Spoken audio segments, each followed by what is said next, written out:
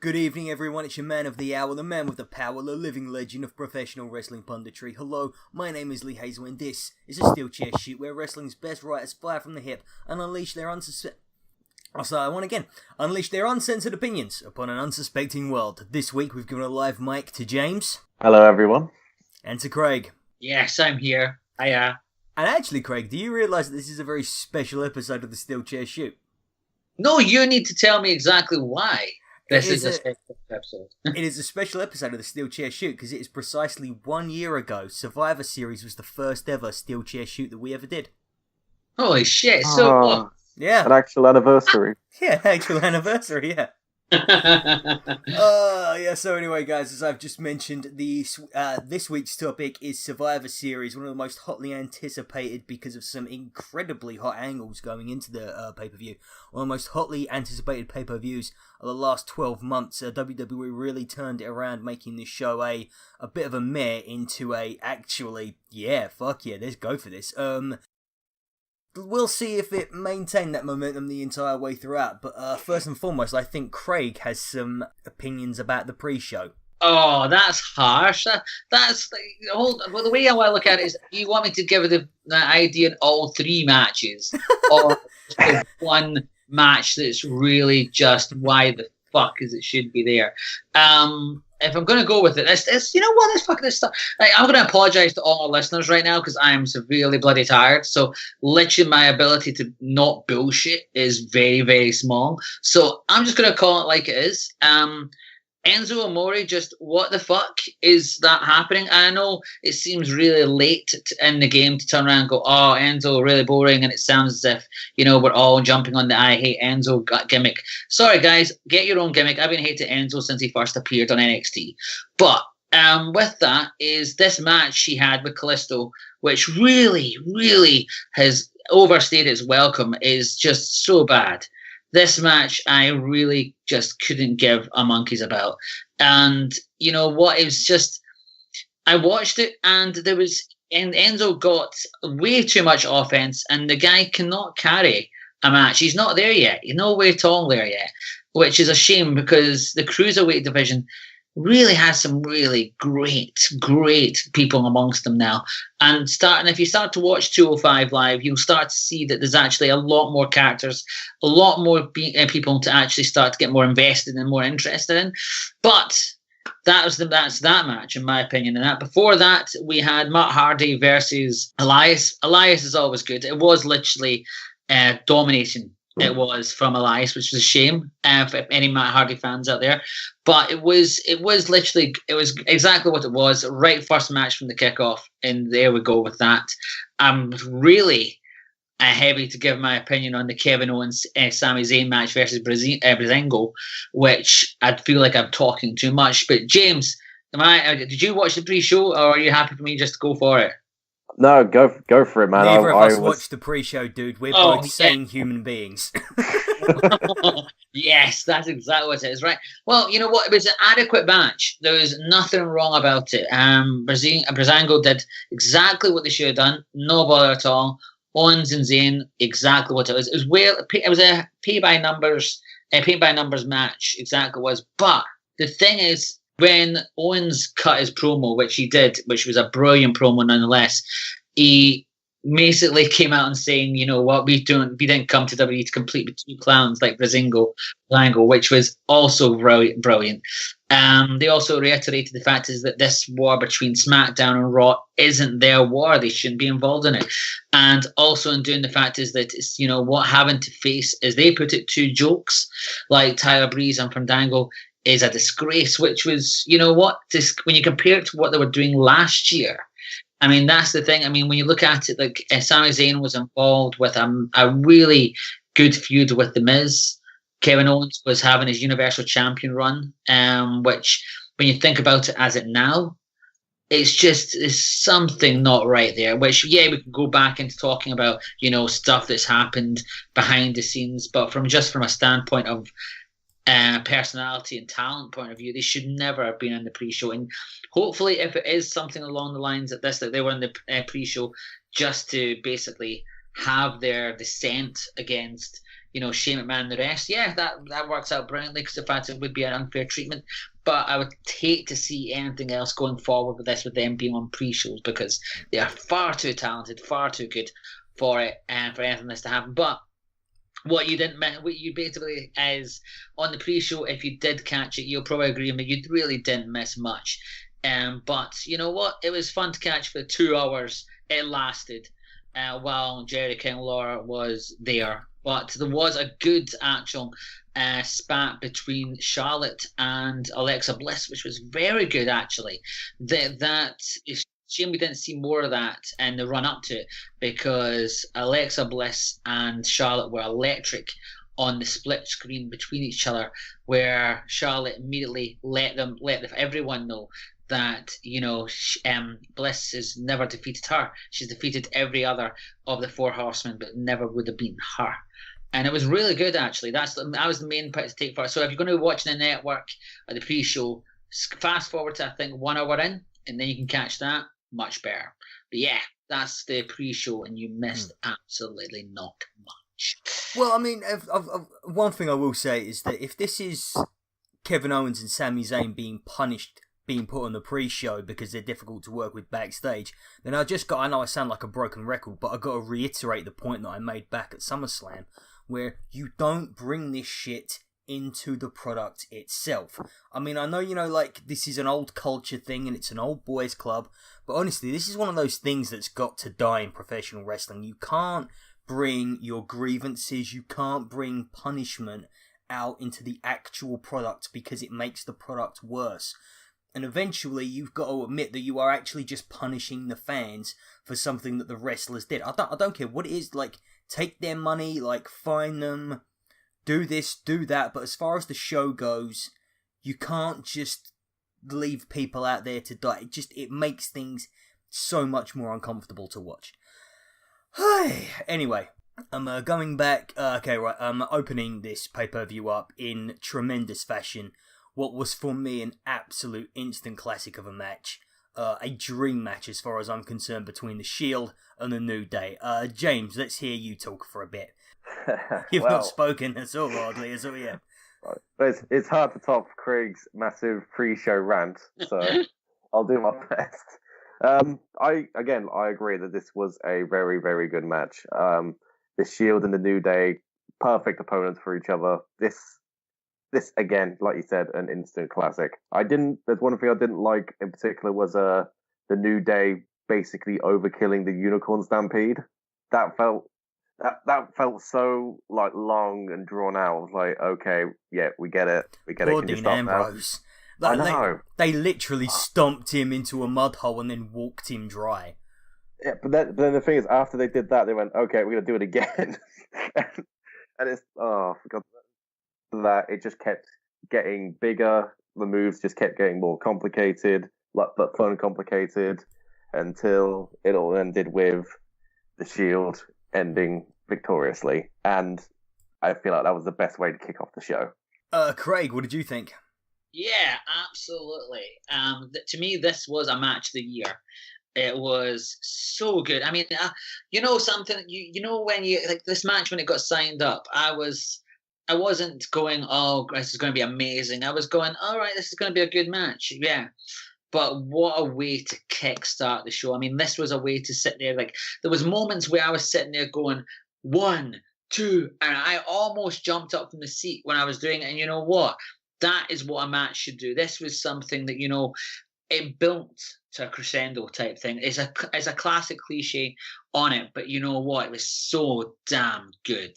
I mean, there wasn't one person in that match that didn't pull their weight. There was every single one of them, where you had Big E being absolutely dominant against Roman Reigns. I mean, literally, they had their moments where there was the shoulder barge off the ropes, Big E knocking them right back down, and it showed just how much of a threat Big E was as well in the match. You had Ambrose and I'm almost forgetting his name again. This is crazy. Roland. That's the sleep kicking in now. But the two of them were absolutely phenomenal throughout.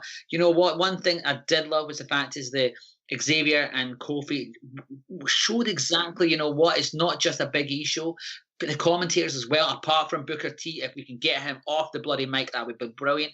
Just never listen to him again. We need like, after this match is done, I'll make sure we have a discussion about the 5-man commentary team massacre. That was the commentary for this show, but yeah, we'll discuss that in a minute, yeah. Oh, yeah, definitely. But you know what? The thing is, apart from some of the commentators, absolutely phenomenally built up Kofi to see if that's the amount of titles he's won. To basically everything you wanted from this match, they gave it. And you know what? As much as I dislike the "this is awesome" chant, because basically it's just that annoys me a little bit. It just personally that does. But you know what? If there was any one time to use it, this was it. And you know what? They used it perfectly. And you know what? The way it ended with the Shield hitting up with a triple powerbomb from the top from the top turnbuckle. Fuck, that was brilliant. And you know what? It was seriously. In fact, I sound as if, oh my God, it's so high. I'm quite hyper about it. And so it bloody should be, because the fact is, a match of this caliber can basically grab you. And this is something that people on a triple threat match, well, basically triple team type matches and things like that, people who watch 6-man tag matches and go, oh, this is what it should be. Study this fucking match. This is a match where you've got two teams really damn good. The fans love them both. They were divided each time. That type of thing. And that was one fantastic way to kickstart a Survivor Series. It didn't stop most of the Roman hater fans. No. In fact, there was some stuff on Twitter going around about people like organising the booing of Roman Reigns, which I thought was just absolutely absurd. Fuck off. I thought it was hilarious.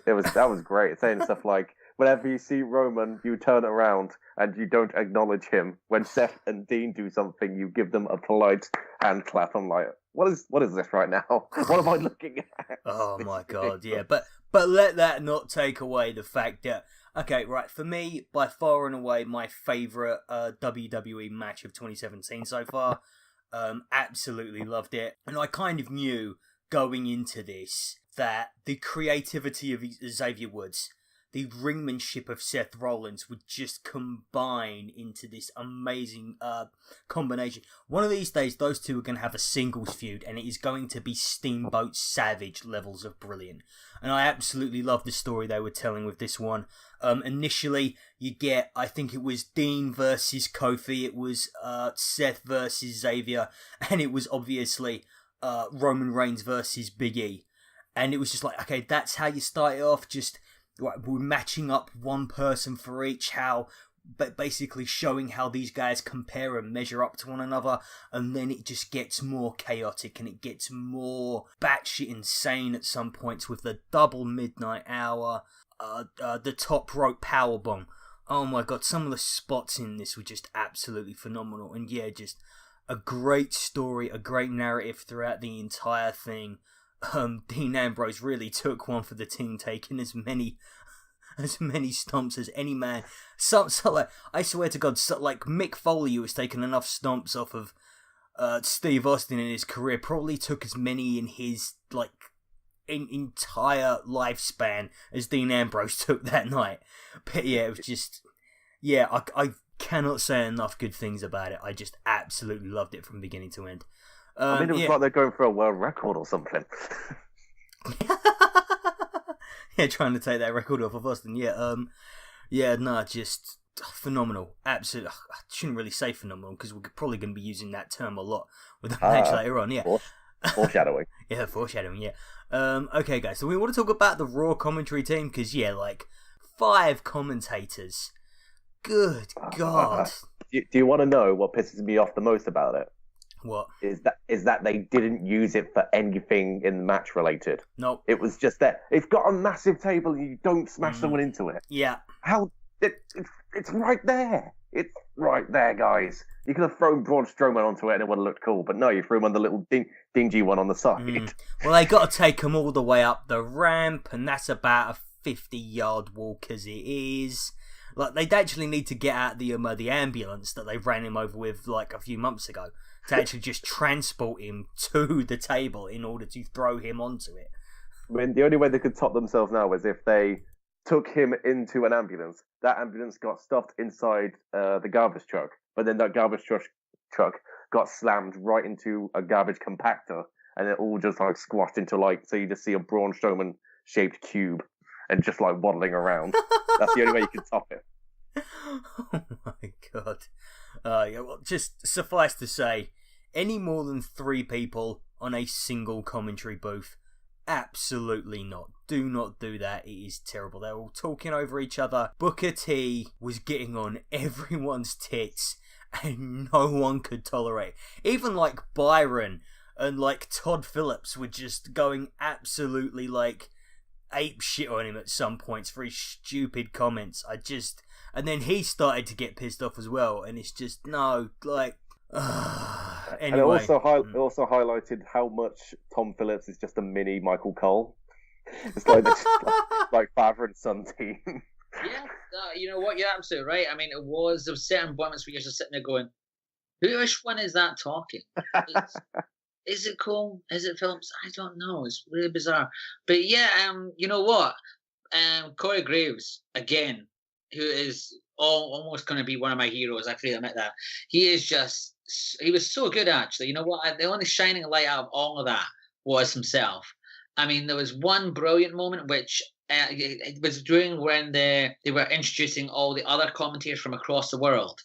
And there's one brilliant moment where it finished with, I think it was Funaki, who was basically saying goodbye and stuff, and then it was one of the other commentators, and then it cut back to the original team, and Graves just turned around and goes, by the way, all of them just said, shut up, Byron. And I thought, I just couldn't stop. Yeah. I thought that was brilliant. Just out of all of that, to showcase just how much, basically how big WWE's now become, with such a global entity, which each one has their own commentating team for all different languages. Just to choose that one moment, just to say, by the way, I'm going to slag off Byron because it was so good. But yeah, you know what? And in fact, it's not just ourselves on this Booker T situation, because for every week, because I've checked this, and I did check it last night because before I put a tweet about it on the SteelChair Magazine Twitter, is I wanted to double check first to see how the rest of the world, well, the universe, if they want to call it, was how I feel about Booker T on commentary. And to no surprise to anyone, really, he was literally not making any sense whatsoever. Not once. The thing is, I would love it if there was an idea to tell a story. I mean, he is a five-time champion, right? Wasn't he 6 times in the end? Because he did finally get the WWE title when he was King Booker. Yeah. But yeah, that's the thing. I mean, the thing is, he's got a plethora of actual vast amount of knowledge, and he is. You know what? I've spoke to him myself. I've met him down at PCW. He was he's a fantastic guy. Absolutely great. But on this, it's just do him anything else apart from having a commentary. He really just doesn't tell a story. I mean, the only thing I can think of is that is he running for, because it dawned on me at one point, is he running for mayor or governor or something like that? Oh, they're all up to something like that right now. Like they see one of them do it and they all fancy themselves, like they saw Trump do it and now they all fancy themselves a governor or a goobernator or a senator or something like that. Yeah. I mean, was he bad in TNA? Didn't he commentate in TNA at one point? Oh, I don't even know. But it was called TNA. Yeah. I mean, if they are going with some sort of like storyline for this, I just can't imagine how them incorporating dementia into a WWE storyline would be very entertaining. Oh god! Because let's face it, that's what he sounds like. I mean, it's not the worst thing they would have ever done as a storyline at this point. That's fair. But the only thing I can think of is that, you know, what is if he is running for governor and WWE is going, okay, we're going to keep you on TV. So if you do become governor, you know what, you can let us get free stuff or easy tax purposes off a certain point. And that's the only thing I can think of for having him keeping there, where it does sound like a bizarre idea, but then again, it's WWE, we don't know. But I'm just thinking, that is the only thing I can be that phantom for him to stay on commentary.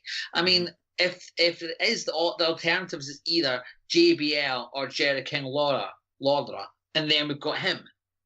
I don't know. It's just, can we just stick to a 2-man team? Go back to basics. Have a 2-man team. I'll happily have that. Oh God, I can't stand that anymore. I almost listened. You know what? I almost listened to it in mute. And I'm pretty sure many fans agree with me, because you know what? It was, the action was great, but you know what? You just listen to it. Oh, never in my life have I before regretted so much not learning the German language. Like, I was learning German at one point, and I thought to myself, God, that could have come in handy here. I could have switched over to the German commentators. It would have been amazing. Yeah, okay, right, guys. I think we've talked enough about the commentary. We're going to move it on now to Team Raw. Alicia Fox, Sasha Banks, Bayley, Asuka, and Nia Jax defeating the team of SmackDown with Becky Lynch, Naomi, Carmella, Natalya, Tamina with Lana. Craig, we'll let you have this one. Oh, dear, you don't want me to do this. Oh, really? Did you not like it? I'll be blunt. It was a good match. There was a lot of good things involved in it, but the first thing that really ticked me off was basically Becky Lynch being eliminated first. Yes. Yeah, same here. I don't get it why you build someone up just to get, especially being the captain, and then just that. Actually, you know what? I'm going to skip right back to the start, because you know what the hell was going on with Alicia Fox's hat? That was crazy. I just didn't get it. That stuff is her gimmick. You know what though? This is more personality I've seen from Alicia Fox in the last few years. You know what? If she's going to keep doing this, fuck it, just go with it. Precisely, yeah. It's endeared me a lot more. I'm not lying. It's endeared me to her a whole lot more, and I think, you know what? Fucking be captain. Do her thing. But back to the match where Becky Lynch got eliminated first. What? I didn't get it. That annoyed me right from the start. Kicked off.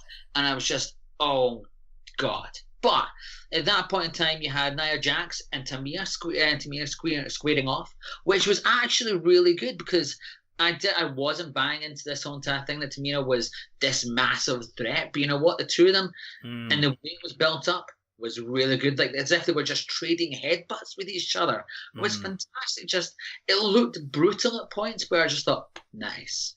And then Tamina doing her thing, basically eliminating, I think she pinned Bayley, which was fantastic. And then at that point in time, Jax got eliminated by countout, which I was like, holy crap, this is actually good. Fox was actually doing really as well. As there was so much good stuff. There was one moment in the match where basically it was as if someone just set up a timer and went, okay, we need to start eliminating everyone now again. And like doing most Survivor Series match. But everyone in this, apart from Becky Lynch moment, everyone seemed to do the whole entire thing. It seemed to make a sense. Asuka destroyed practically everyone she got in with, which, you know, Carmella did the slap, which she just thought, oh shit. And it was literally just annihilation from there on in. It seemed as if there was almost a botch at one point where, you know, I think it was when Banks pinned Fox, and no one, including the announcers, seemed to know if that's what happened.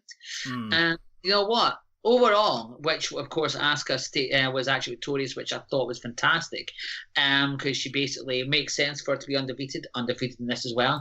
And she faced Natty in the last bit, which was good. Made a whole lot more sense for that. One thing I did love was Natalya basically making Sasha Banks tap out to the sharpshooter. Excellent. But no, there's a lot of good storytelling in this. It would be nice to see what happens later on between some of this SmackDown team and where that goes from, because basically, obviously, they were on the losing side in this. But it'd be lovely to see exactly where we're going from here on in. But you know what? I couldn't see anything really bad from this match. It was actually, you know what, really good. A whole lot better than if you compare it to any other women's division match, if you want to go with that way, to say that, which was good to see. Yeah. Yeah, I mean, great showcase for Asuka. Absolutely fantastic, and you can see why. I mean, she struck in this match, I think, even better than Nakamura does. some of those things were just straight out of New... Some of those knee strikes, some of those kicks were straight out of New Japan.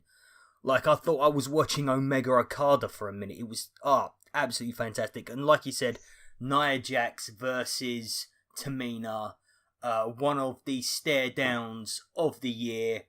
I didn't even realise how good that would be. I didn't even realise how much I wanted to see them to have a fight until I actually saw them square up together.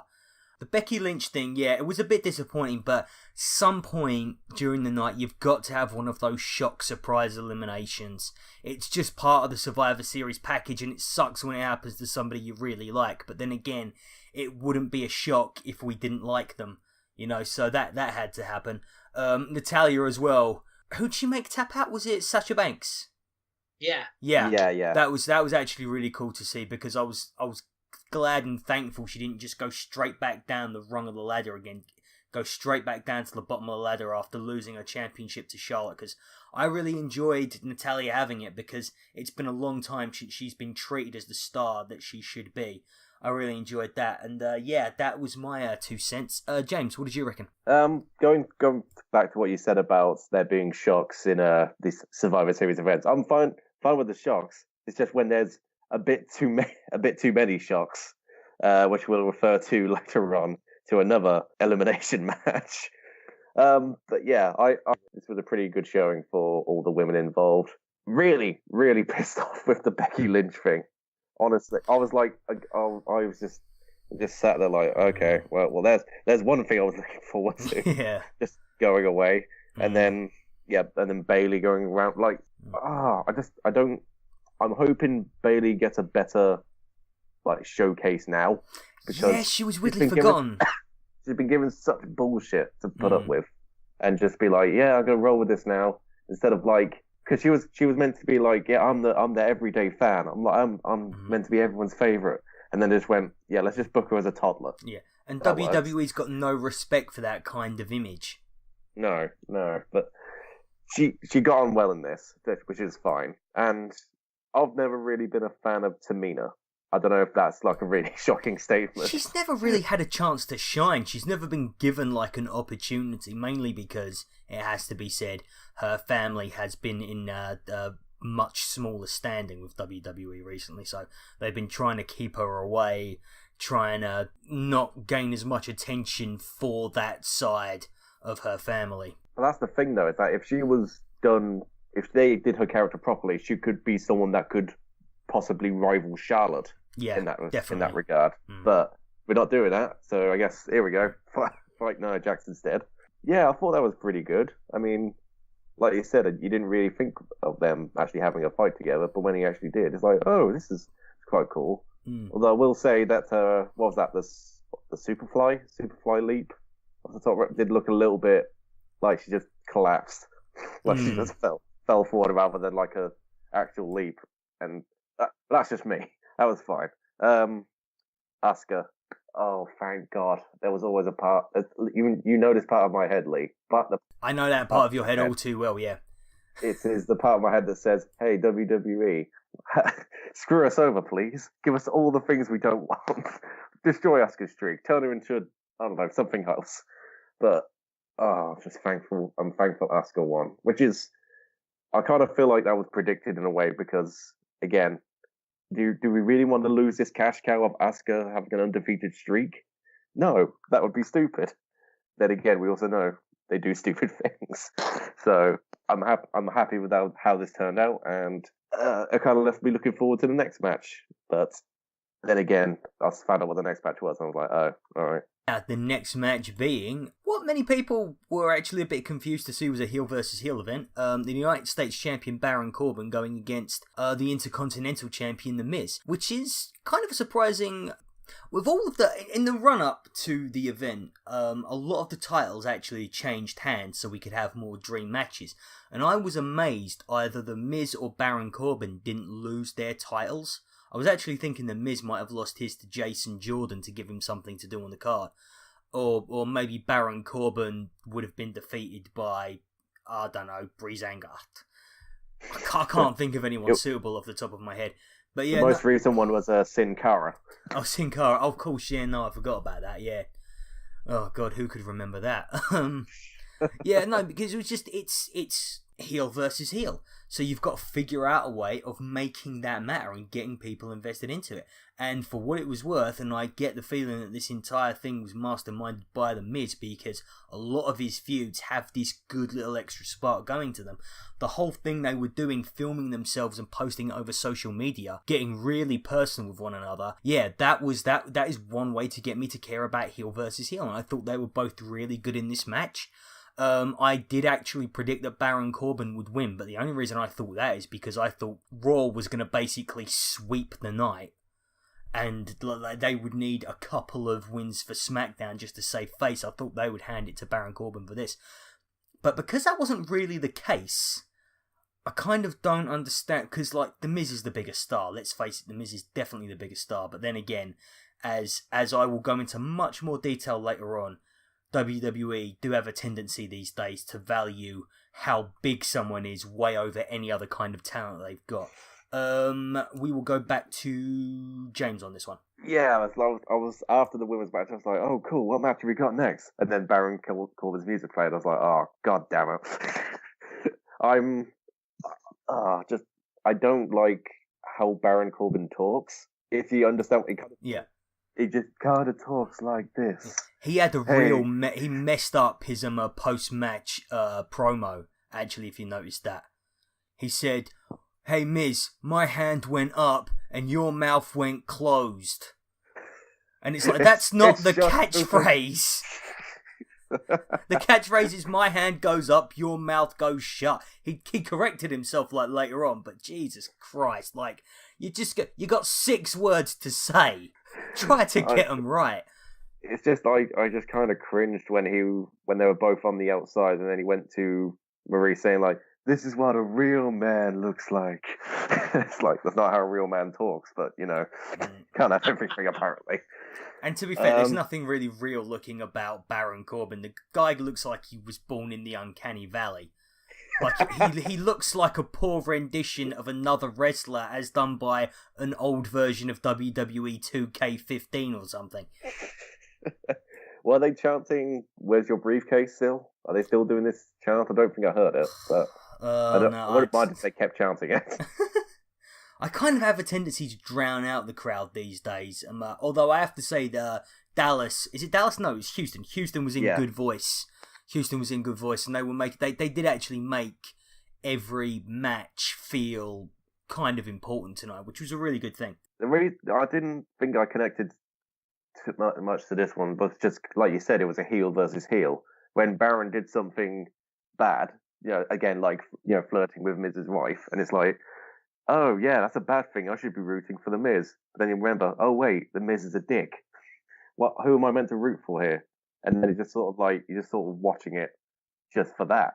Where it's different with, say, a face versus face, because then you've got 2 people to cheer for if you really want to win. But when it's 2 bad guys, it doesn't really work for me. So this one just kind of went on for me. I was just sitting there, kind of just going through the motions. That's not to say they didn't have a bad match. It was fine. I enjoyed it. I just wish that one of them was at least a face. I guess the closest we got was the Miz as a face. I don't think we want that, actually. I don't think we need that in our entertainment at the moment. Cool. Craig, what did you think? Yeah, you know what? I was conflicted throughout this entire match. I mean, I'll be blunt. I'm a basic SmackDown guy. I was hoping for SmackDown to win, and then I realised it's Corbin. And I was like, oh no. Because I think Miz is amazing, even though he is a dick. But you know what? He's meant to be a dick. There's so many bad guys out there where he shouldn't be. People go, oh my god, he's such a dick. But yeah, we'll cheer him anyway. Miz is someone who is just a proper dick, and you know what? It's good to see someone who is a bad guy and getting booed. Which I'm being really hypocrisy type style there because I like him because of that. But at this point in time, I expected Corbin to win because, I'll be blunt, his feud he had on SmackDown with Sin Cara is basically, non-existent. It's not getting any interest.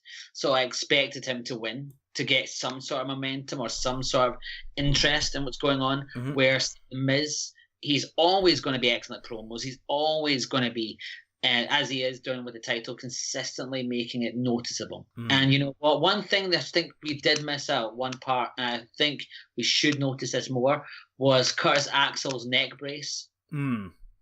Color coordinating with the entire Raw thing. Oh yeah, that was brilliant. Exactly. I think we should all keep watching out for that part. And that's something. I mean, like, I actually think, you know, there's a lot of things on this which, you know, as you said, it wasn't a bad match, not at all. But as you said, there was confliction because there's points in the match where you were sitting there going, I should be cheering for The Miz because look what that guy, look, he's being a dick to Maurice. And you're thinking, I should cheer for Miz. And then you realise Miz is cheating his ass off. And you're like, hold on, that's not right. And yeah, it's almost as if they tried to play Miz as a good guy, but the thing is, we like him being a bad guy. And that's the thing. So yeah, it was an okay match. But you know what? If they ever do it again, I would like to see one of them doing something else in the sense of Miz either going, I'm going to defend my wife's rights, based on my wife's, you know, image and things, rather than, as you said, him going, well, this is what a real man looks like. Oh, that was straight out of Rick Rude type scenario. Yeah. And I was literally expecting him to just walk up and go, like, there's some music to play or something. That's not something I need to see. I don't need to see Baron Corbin like gyrating. Although to be honest, if he's going to be doing his Rick Rude thing, then he has got some competition in the shape of the Velveteen Dream, who is doing pretty much the same thing on NXT War Games. Which, by the way, people, what a pay-per-view! I mean, we won't go into it now. Don't get me started. I'll be here all night. Oh honestly. My god, that was so good. Makes me wish that I do this stuff for NXT as well. But yeah, no, just phenomenal, Matt. Phenomenal event. I do NXT just by talking to myself.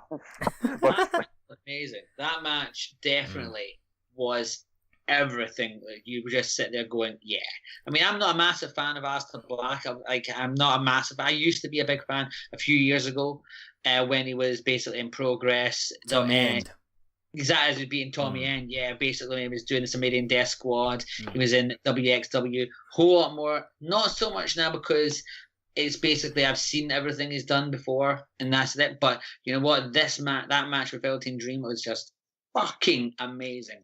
If you have to go onto the NW network and check out one match, at least one match from War Games, that would be my one to watch. So, but there we go. So yeah, cool, so that's that was that was the United States Championship match, and yeah, like I said, they've really brought me in. I thought they were really smart, and even if this is, you know, apart from the pre-show, if this was like a filler match, then yeah, you can't ask for better than that. I mean, yeah, fantastic stuff from two talents who I think are really underrated. And Baron Corbin, yeah, I will say I underrate him now after seeing that match. And anyway, going on next, and to a match that genuinely shocked me in its result. SmackDown Tag Team Champions The Usos defeated The Bar. Sheamus and Cesaro. I could not believe this. I could not believe one little bit that WWE had the former world champion of Sheamus and one of its absolute best stars in Cesaro job out to Jimmy and Jey Uso. I mean, fantastic for the Usos.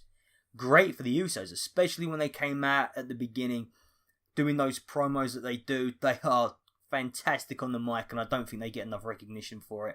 But yeah, no, a hell of a match this. And yeah, not one of the best of the night, but my God, like this was a really good event, guys. Yeah, I just think this was a really good event. James, what did you reckon? Jimmy and Jey Uso. Fuck you! You faked me out there, you bastard. Yeah, this to me is on the same level as the Shield and the New Day. It was just a really good match to see. I totally agree. The Usos, oh my God, that opening promo was just so entertaining. Just coming up with different ways to use the word bar. And just, oh man. And now, whenever I think of the Usos, I just think of, welcome to the Uso Penitentiary. And it's their voice as well. It is their voice. It is not like someone in SmackDown in the back They are talking how they talk. They are doing their own thing. And and also the best thing is that they're not being encouraged to be more middle of the road, more middle America, more white. They are actually allowed to use the culture of, the Samoan minority in America, which is something you don't often get to see in WWE, and I think that's fantastic. Yeah, I was initially, when they come up with this turning heel and doing this whole gimmick, I was initially like kind of skeptical. I was like, oh, okay, we're going to go down this route. But then they've made the it, thug like you route, said, they've made it and allowed to have more creative freedom, and they're putting on shit like this, which is great. And oh god, everyone just worked so hard in this match, and the effort paid off massively. Just all the stuff that happened, it just connected so well. Cesaro and Sheamus still great. I didn't expect them to lose again, like you said. The Usos came out on top, and I'm so happy they came out on top, because this just shows that they've at least that someone in the back is putting faith in them, and it's paying off. I've not enjoyed watching Sheamus this much since he was back in the old Irish Whip Wrestling, back on the Wrestling Channel. Irish Whip? I've not heard of that. Oh yeah, we're talking old school, James. Yeah, all the way back, man. He is going far back, yo. That is, yeah. I'm the young'un, you see. If you want to get into some deep Sheamus cuts, then look up the old Irish Whip Wrestling promotion, where he was basically Ireland's Hulk Hogan for about 5 years. Oh my god. Craig, what do you reckon? You know what? This is exactly what the other match wasn't. You had two heel teams going at it, and it was so damn good. I mean, as James said, that opening promo was like, talking about the bar, and it had me in stitches. It was just like, you this type of bar, you that bar, this bar. I thought, well, ice cream bar, fucking brilliant. And yeah, there was so much in this. I mean, this was exactly what it should have been. I mean, like, when the match got announced, all because of the fact it's with a title change and happening, you didn't really expect a lot. You expected an adequate or an okay match, a good match even, but this surpassed everything about it. I mean, you've got the SmackDown Tag Team Champions and the Raw Tag Team Champions, and both teams proved exactly why they are the champions and exactly what it should have been. I mean, you basically were at the edge of your seat a lot of times during this, where basically it was the electric chair almost done into like basically Samoan drop style. It was so much. I mean, like, every single person showed exactly why they are the champions of each respective promotional side of that part. You've got the strength of Cesaro just showed that seriously, man, is a bloody cyborg, and it's incredible to see it. Sheamus, as you've said, Lee's fact is we've not seen this side of him and this confidence inside him, especially in his ability to basically show just how good he is. Speaking of which, his hair was on top form yesterday. That's a controversial statement. You know what, though? I've got to give a shout out to this guy on Twitter, right? Basically, I retweeted him for this. Is Evan Daniel? I hope that's pronounced right. It's Evan Daniel. Basically, he put up a thing saying, look at Sheamus' hair, and it's one of these memes where someone's going, "Oh my god!" type thing from it. And you know what? It was bloody funny when I looked at it. But yeah, it's I've never seen that type of thing, but it was something to watch. However, going back to the wrestling itself, the white noise, springboard leg drop type of thing, that was phenomenal. You was literally sitting there going, God, this is a damn good match. And I couldn't believe that wasn't the finish. I couldn't believe you didn't get 3 out of that. That's exactly, and the thing is, when people will sit there and go, the War Games, the tag team bit was fantastic. You had a completely different basic set of entity in this type of match. And you know what? Going back a few years ago, where you look at WWE and say there's no tag teams, or the tag team division isn't reaching some sort of peak or is not approaching the peak. This point in time, already in the triple, basically a 6-man tag being absolutely phenomenal. We've seen this tag team match absolutely fantastic, and that both teams literally just literally made me just think, damn, this is good. And tag team matches, tag team division in both brands, certainly one to watch for now. Yeah, absolutely. God, yeah. Sorry. I was going to say, I'd also just like to just sideline for a minute, just to say that I found an old picture of Sheamus from Irish Whip Wrestling, and oh my god, he's a baby. Okay, do you know, it's been years since I've seen that as well, so yeah, I'd probably, be surprised. Has he got, the big, tall, the Bart Simpson-style spiky hair? I haven't found that one. This is, must be an older one. I might have to, just drop this in the chat at one point, because, my god. I'll drop it in the. I'll drop it in the chat, and you can just look whenever. It's just there. Cool. Oh god, it is. Oh god, please put this as the image for the podcast, please. Oh my god, what have we done? What have we got on to? Anyway, right, okay, I'm cutting this off. We're drawing a line under this. The next one is Charlotte Flair beating Alexa Bliss by submission in the champion versus champion match. Craig, you take us through this one. Yeah, you know what is, as I alluded to earlier, was the verbal spat between the two of them was absolutely phenomenal. To build up to this match, you had Charlotte Flair basically turn around going, I'm going to show you exactly why I'm a Flair. And you know what? It was so good to see some of this. And as Alexa Bliss said earlier, I've beat 3 out of the 4 of you, and I'll send you back to the stables. All because for the 4 horsemen. And going into this match, you know what? It was really good. I mean, the announce team didn't really know exactly how to play this. Mainly because the fact is they didn't. It seemed as if they seemed uncertain in who to root for, which is bizarre because obviously you should be going for whatever brand it is, but they seemed, as we alluded to earlier, just seemed to talk over each other. But focusing on the match, Alexa Bliss was fantastic, where basically she would work on the rib area throughout the entire match on Charlotte, which was good, where she had clubbing blows, stomping into her, all because the fact is it was setting up for her basically one of her finishes, which was good because obviously it was into the targets the ribs, which is good. And Bliss continued to look really surprisingly dominant as for a good portion of the match, which was good. However, Charlotte, of course, basically showed exactly why she is, Charlotte Flair. And the chops, fuck. There was one moment where there was a series of chops. Literally, you could feel that's the pain and the actual just intensity from it. When basically Bliss, I think there was one moment where she jumped off the ropes from after receiving some of the chops and just trapped Charlotte in a guillotine, and it was just so good. And this on to a bit off this, Charlotte then hit a power bomb as this happened, and it was so good. It was exactly what you want to expect from 2 champions. I mean, there was such a good match, such good interaction between, and basically Bliss was on form. And when it was on time, it looked like she would get the win, get the pinfall, and then she'd just be screaming at the factors of actual how annoyed she would get.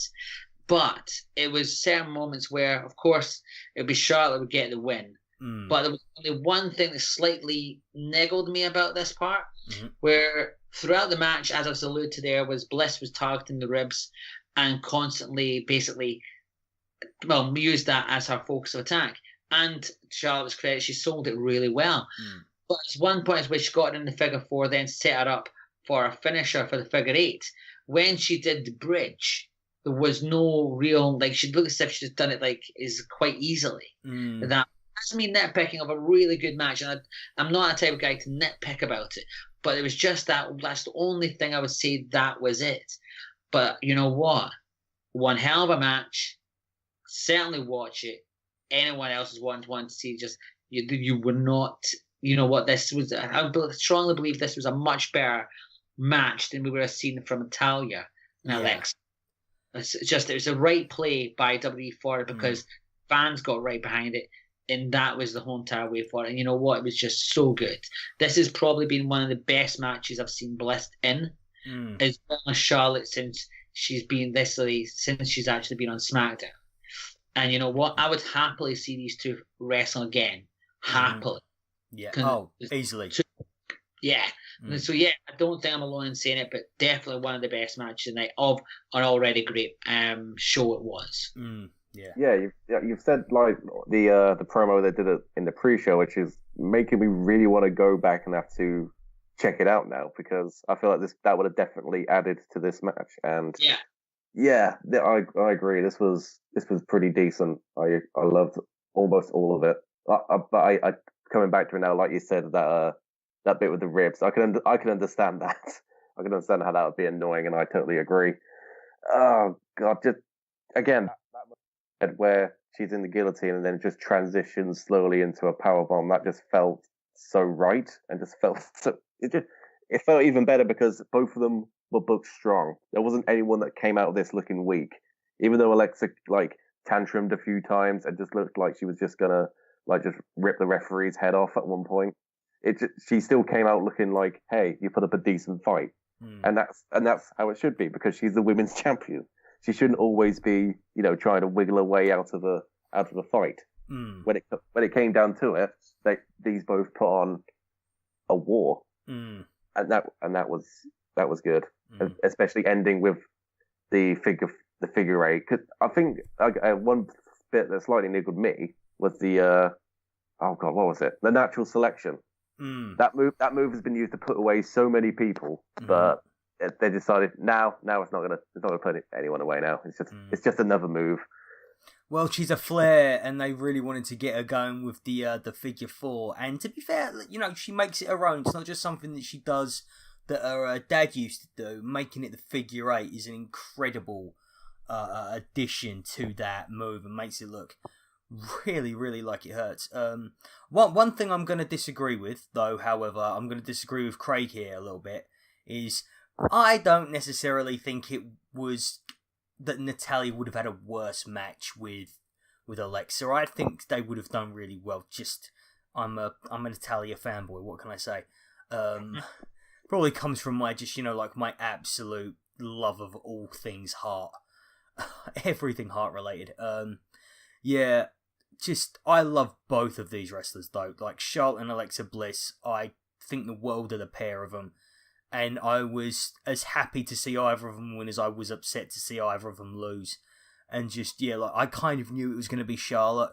And I think the commentary team kind of did quite a good job of selling her ribs as she was going into that figure eight. Trying to sell it as being it was as much of a strain on her ribs as it would have been on Alexa's legs. But yeah, again, great match. This is really... I don't think it's spoilers to say this, but it's definitely... This event is the best pay-per-view of the year, I think, WWE have put on. Easily. I don't know. Maybe. What do you think comes up on as better than this? Well, when it comes to names, Great Balls of Fire, look at the name. Get Survivor off my Series. podcast. That's old. Great Balls of Fire. Balls are funny, Lee. Think of the balls. Whenever I'm talking to you, James, I try to think of balls as little as I possibly can. Wow, this phrasing thing's really working. Did we get everyone's spoken about this match, haven't they? Does anybody else have anything extra they'd like to add? No, let's head on. Turn the page. Turn the page over. Oh my God. And I think I'll go for myself firstly with this one. Universal Champion Brock Lesnar versus WWE Champion AJ Styles in a Champion versus Championship match. And oh my God, I was terrified about 5 minutes into this match.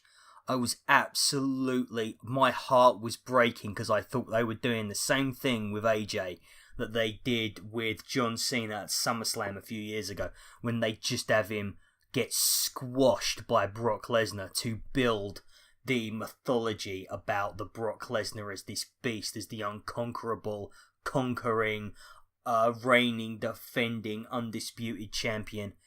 And just when AJ Styles was mounting his comeback, nothing has felt as good to me watching that as it did in all of wrestling this year. If he had won, this might have been my match of the year. But yeah, AJ Styles hitting Brock Lesnar with 3 finishes. The 450 splash, the phenomenal forearm, and the calf crusher. Everything but the Styles Clash. And then Brock Lesnar hitting him with the F5, which, okay, fair enough, that's part of the long-term story that they've got going on with Brock Lesnar, and the F5 being this one-and-done maneuver that just wipes people out in an instant, that obviously it's being built up so that Roman Reigns takes that down at WrestleMania. But yeah, just once again, by far and away, the best match that Brock Lesnar has had since he came back to WWE. Easily the best thing he has done since his initial run in 2002. No, not since 2002. Probably since his matches where him and Kurt Angle were in their prime. Easily the best match since then. Thank God for AJ Styles. AJ Styles gets a good match out of absolutely anyone. Even Jinder Mahal, who had a little cameo just before he... Talk about the little cameo that Jinder Mahal had. A guy who has been WWE champion since... How long was he champion? When did he win it? It was just before Survivor Series, wasn't it? It was too long. That's too long, yeah. And all he gets is a little box to which to be a talking head on in one of the big 4 pay-per-views of this year, It was almost as bad as, former undisputed, former Universal Champion Kevin Owens being put on the pre-show. It's just, that's ridiculous, but... God, if you're going to make somebody champion, treat them like they're the champion, for God's sakes. It can be best summed up as what his statement was. I hope AJ wins, but I hope Brock beats him up. Yeah. I've saved you less than a minute of his video. Yeah. Yeah, but like I said, Jinder withstanding, great match. AJ Styles can do no wrong. AJ Styles is the MVP of WWE for 2017, and he's the MVP wherever he goes, whatever promotion he's working for. And yeah, AJ Styles is one of the all-time greats, one of my top 10 easily of all time, and getting higher and higher and higher as the years go on. Craig, what did you think? Yeah. This, you know what, as I can't argue with you one bit, but the thing is, to look at this, you have to go right back to with Paul Heyman. I mean, there's so much. I knew you'd bring up Paul Heyman's. That's why I didn't say anything about him, because I thought I'll let Craig have his Paul Heyman. Yeah, he is my hero. You know this shit, all right? So it's a fact. But you know what? The thing is, not just this, but the thing is, you've got to look at anyone out there who wants to know how to put someone over on a promo. Look at the Paul Heyman. I'm just going to quote this bit from you, right?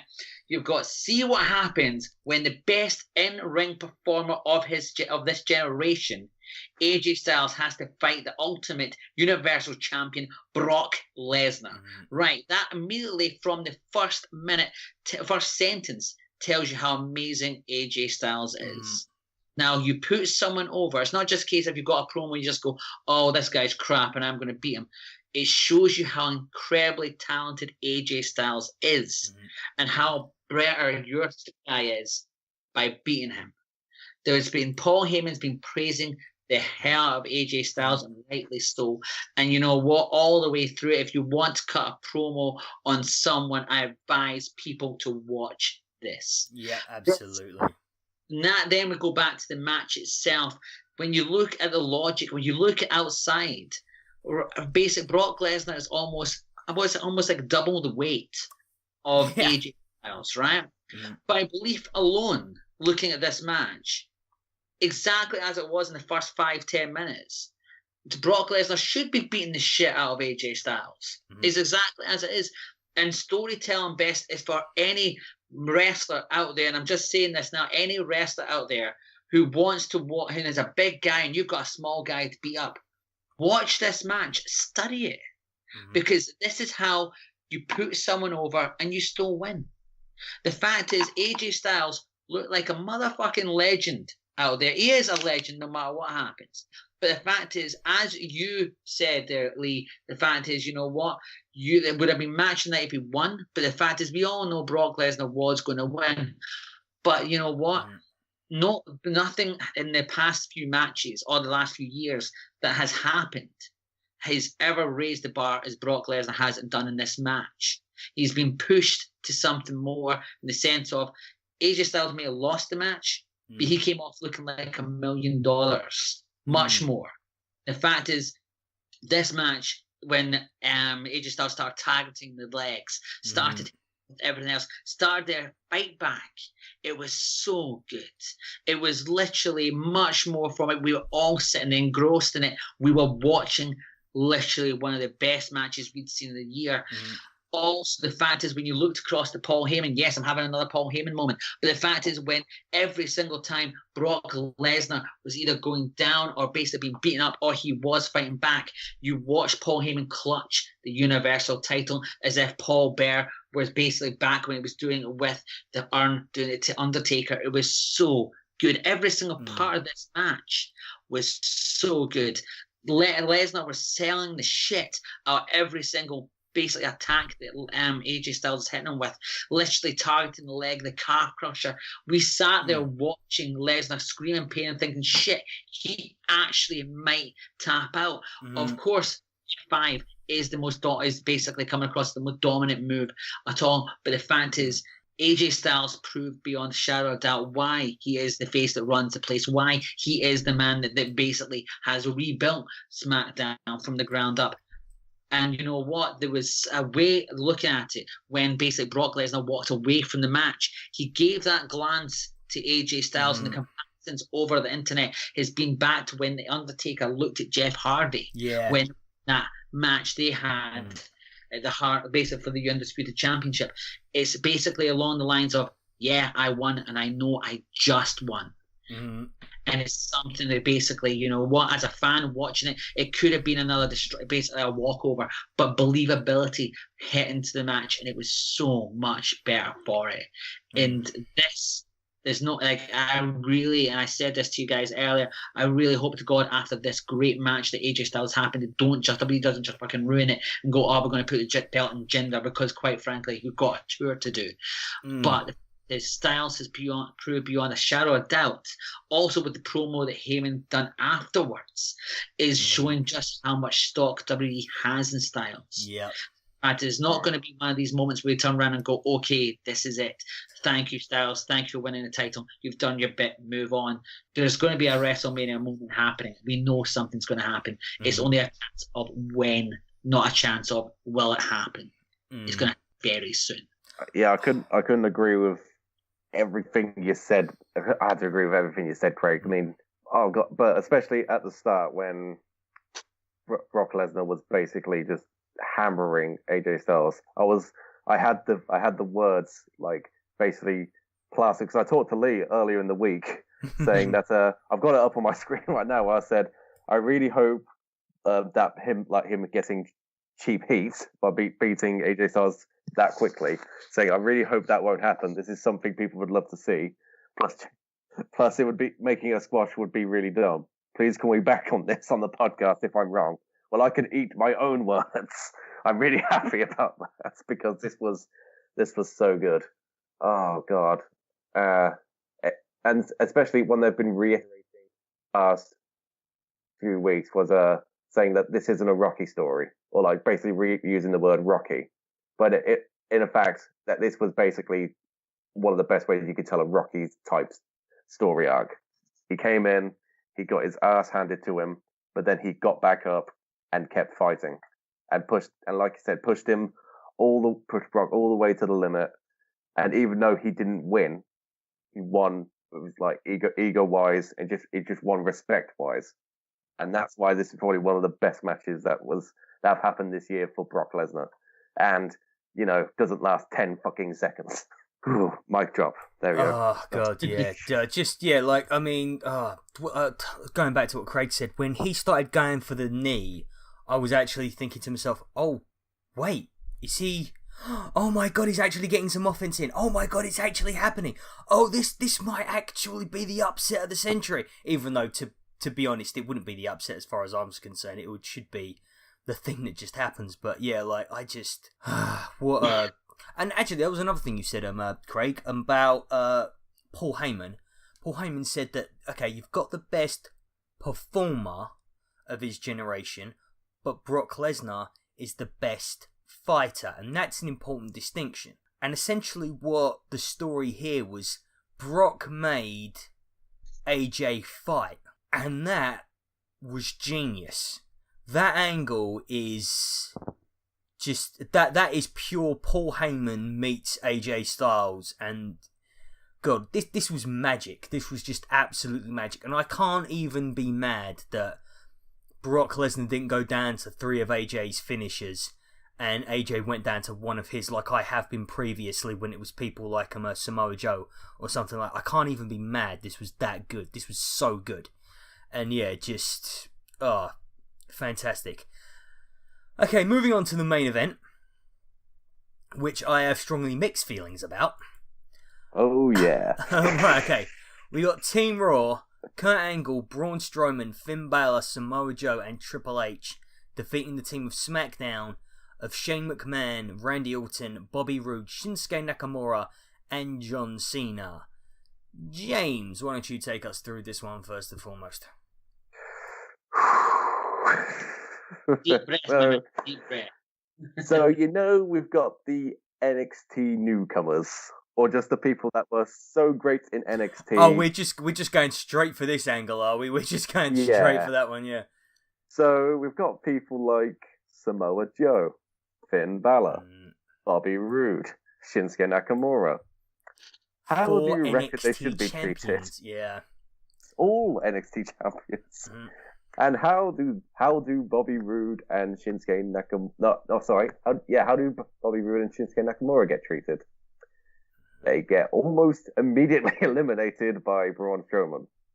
That's one way to show respect of welcome to the main roster, bitch. Mm-hmm. But aside from that, the match was majoritarily good.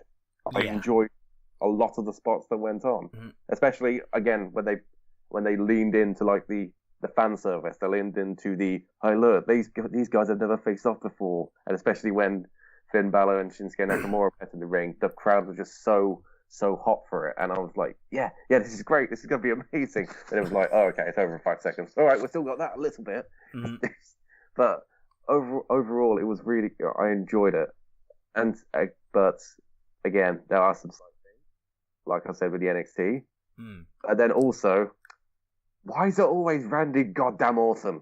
Why is he always one of the last people left? I don't. Is it me? Am I the only one that doesn't like Randy Orton? I don't like. Everyone always thinks this whenever he gets such a prestigious spot. Nobody can understand what it is that Randy Orton is bringing to the product that gets him these spots each and every single time, apart from the fact that he's an aggressive, a ruthless aggression era star, and they like looking after their legacies. Can I also point out, John Cena, god damn it, colour coordination, please. That's the one, I'm just getting through all the negatives first. Yeah. That everyone turns up in blue and he's like, oh, I'm going to sell my merchandise. Oh, with a green shirt. Yeah, honestly, yeah. Honestly, though, like, I think, because the negatives are a lot of them, how the match ended, I think we should probably talk about the good stuff first. So, like, because the good stuff for me, like, this match was basically top-loaded with awesome stuff, and then it ended in a very confusing and quite crap, really, let's be honest. A very confusing match that detracted from the quality that we got earlier in the night. So, Shinsuke Nakamura, people coming into the ring. You got some good hits, but Shinsuke Nakamura reaching out of his hand, desperately wanting to be brought in to go against Finn Balor, his old nemesis from New Japan, from NXT. And what a moment, and how the crowd popped for it. And the same thing happened with Angle and Nakamura, with Joe. They even John Cena as well. Not quite so much for John Cena versus Angle, because let's face it, hardcore wrestling fans don't really care about John Cena debuting, and casual wrestling fans, that's way too long ago for them to remember happened. Oh, I marked out for it. I'm ashamed to admit I marked out for it. No. I did as well, just that not many other people did, because, it's a rare wrestling fan that can admit how good John Cena is. And yeah, Craig, what did you like about this match before we get onto the to the negatives? Did you like anything? No, there was a lot of good things from the match. By a lot, and there was good interaction. Mentally, I loved the basically Nakamura versus Balor moment. Yes. That was nice. It was, obviously very good to see Triple H and his son doing battle in the ring. That was excellent. I mean, it's almost. I did ask to see if I can find that meme where you've got two Spider-Men and basically turn around and go. I was really wanting to find that. I couldn't see it. But the utter destruction of Strowman, just literally, there was so many good bits from this. Literally, all 5 members basically power bombing Strowman through the table. But then Strowman just showing just how fucking dangerous he is. It was so good. And yeah, to jump on the Angle versus Cena thing, these commentators were trying to hype up something fierce, but you know what? The thing that concerned me most about Angle was just how heavily taped his leg was. That something which I was just like, oh god. But the thing is, to be bluntly honest, it was quite amazing to think last year, I said this on the tweet, was quite amazing to see the fact is that Angle last year was working at ICW, was helping out that show there, doing that, where they also had another Hydro moment, Fear and Loathing 10 this year, which was an absolutely amazing show as well. But then you see this year he's now in the main event of Survivor Series, which just shows how far he's now come back into the WWE. Also great to see Kevin Owens and Sami Zayn being utter dicks that they are, jumping in and being that guy, which I thought was great to see. Then McMahon basically going absolute nuts with a chair. Oh god, that was great. That was hilarious. It was absolutely brilliant. I mean, the fact is, like, it was so good, because you know what? Normally you'd be like, oh, how come McMahon suddenly, coming back from this attack he got? But the thing is, when you realise that Owens and Zayn, between this little team they have the energy to get right under someone's skin and unleash this utter fury from them just to do it, because they are the team, they are the two of them right now, with their verbal jibes, with the way they act, are like that person to basically jab you in the arm, and they will keep jabbing you and keep poking at you until you get really annoyed, and really, really annoyed, and then you'll lash out. And that's exactly what they've done here. Admittedly, I will agree with you that the end of the match, the ending to it, in that sense, of to set it up, was, weird. But yeah, well, I'll stick with the good parts. But Strowman, lasting impression of just being utter destructive. Fuck yeah, it's great. I will say this about Strowman though. During that ending, that is the first time I've ever seen his face have a mix of confused but also disgusted. Yeah, like he couldn't believe. Yeah, like he couldn't believe that even Triple H would sink that low. Or it was more like he was insulted that Triple H took what he believed should have been his moment away from him. I think that was, yeah. Like he was about to say, "How dare you?" Yeah, I mean that's essentially it. But yeah, like, okay, let's get into what makes this match leave a bad taste in the mouth, which is a real shame after such a fantastic pay-per-view before this. The order, the first 3 people to be eliminated are Shinsuke Nakamura, Bobby Roode, and Samoa Joe. And honestly, the fact that John Cena was the 4th person to be eliminated feels like it was just John Cena throwing the NXT guys a bone before Finn Balor finally gets taken out. And then after that, you've got all over again. Yeah, you've got 5 guys in the ring after that. And apart from Braun Strowman, the latest signing was in 2003 with Randy Orton. Like, that's just... How do you... You're supposed to be building up these people as stars, and you're using this match to stroke your own ego? And the fact that the only one of the newcomers who managed to outlast Shane McFucking-Man, who shouldn't be in this in the first fucking place. Don't get me started about that. I was high on Shane. I was actually willing to accept Shane McMahon back into my life again after the Hell in a Cell. But after this, I'm done with him again. Like, he's used up all his goodwill on me. He's crap. He shouldn't be in a wrestling ring. I wouldn't go that far. Oh, he's crap, man. He's crap. The only thing he does is he jumps off something high into something hard. That's all he does. And the only reason why it makes him such a legendary performer is because he's the only person who can actually get cleared to do it. None of the actual wrestlers will ever get cleared to do the things that he does. There's only one person who's jumped off of a Hell in a Cell in the last 3 years, and both of them have been Shane McMahon.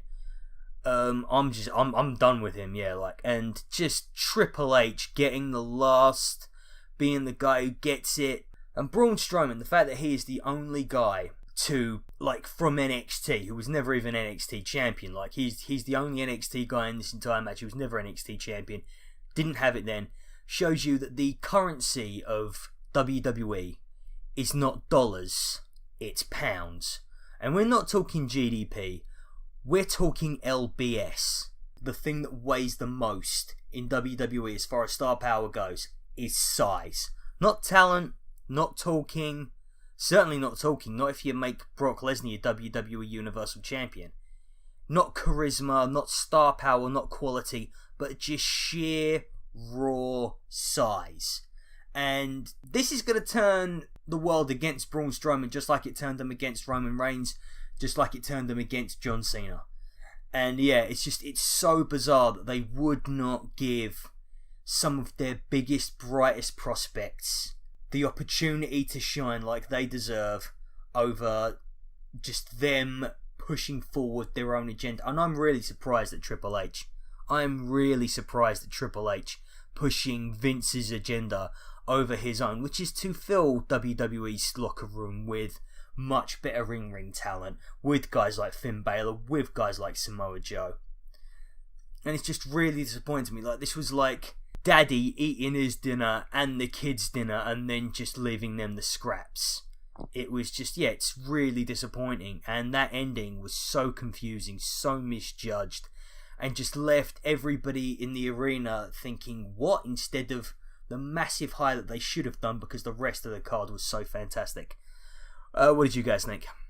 When it comes to what you said about like Triple H basically pushing this agenda, it might be a compensation thing based on how much NXT Takeover has done, especially the most recent one, where like what that seemed to be like the most creatively driven, most like story-filled, psychological takeover I've ever seen, might be the best takeover I've ever seen, and this might be sort of like.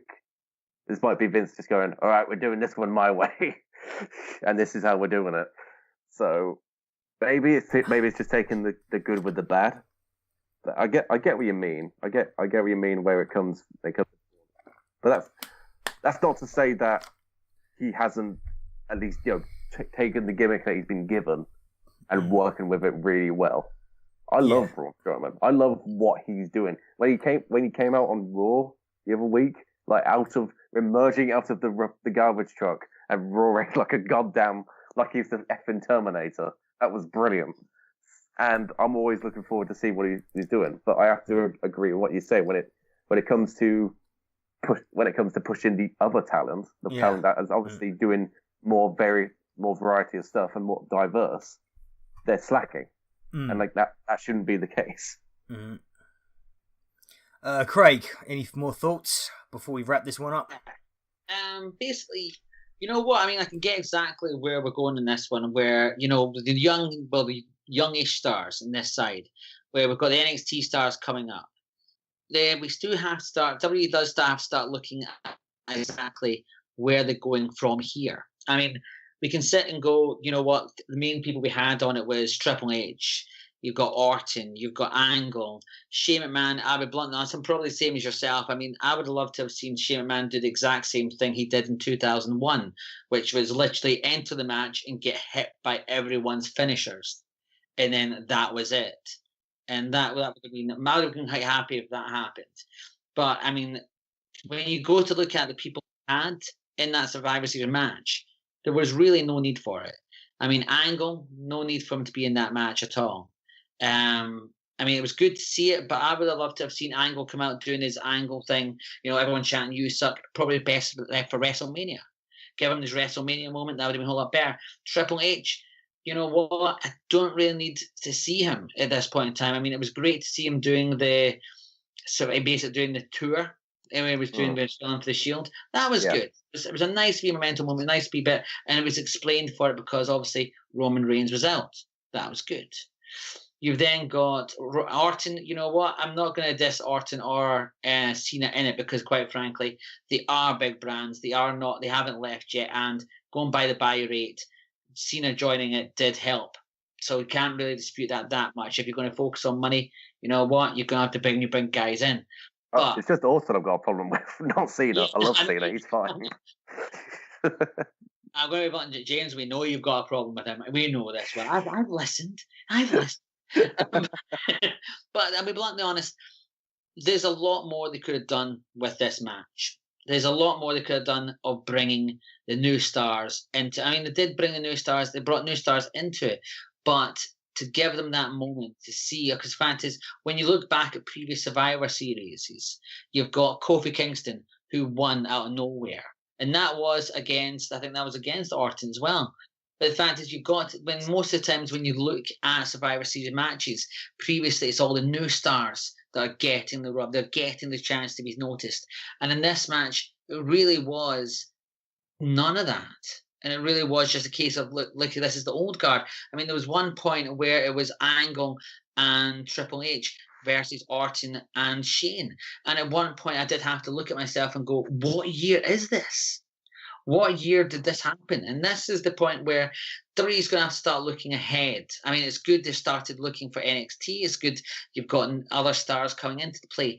But the thing is, you can only go to the well once too often, in the sense of where you're going to have another WrestleMania 19 on their hands if they keep going this way, where you're going to look back at nostalgia, where basically you're going to look at matches you've seen before and the buy rate and the money of WrestleMania 19 after the massive matches, which is WrestleMania 17 and 18, it basically will just dwindle, in the sense of where if you're going to build things, you can't just basically go, oh, we've got these old names. And the thing is, this is a shining example of where WWE needs to go, okay, this is us. We now brought as far as we can go with the old names. We have to start looking forward. And while they've done it with a small amount, there's still a lot more they can do with what they've got so far. If they've got the talent, start using it properly. They've done it with Braun, so they can do it. The thing is, they need to push it a bit more. They need to go a whole lot more. Because right now, from what we've seen from, say, Nakamura, for instance, the main thing you'll take from him on SmackDown at the moment is his entrance. Bobby Roode, the same thing, his entrance. That's the main things. And admittedly, while they're all really talented, we know they're really talented. But that's the only thing. If you look at Finn Balor, the last few months, he's been stuck in a crap feud with Bray Wyatt. Speaking of which, where was he? He was gone. Then you've got Kevin Owens and Sami Zayn. Like I've already previously mentioned, they shouldn't be on the pre-show. They should be on the main show. They should have been on that. And if this, as I've said, alluded to earlier, where Kevin Owens and Sami Zayn, if this is a storyline for, while they've been treated unjust, that shouldn't be on the pay-per-view. That should have been something else. They shouldn't use that as an angle.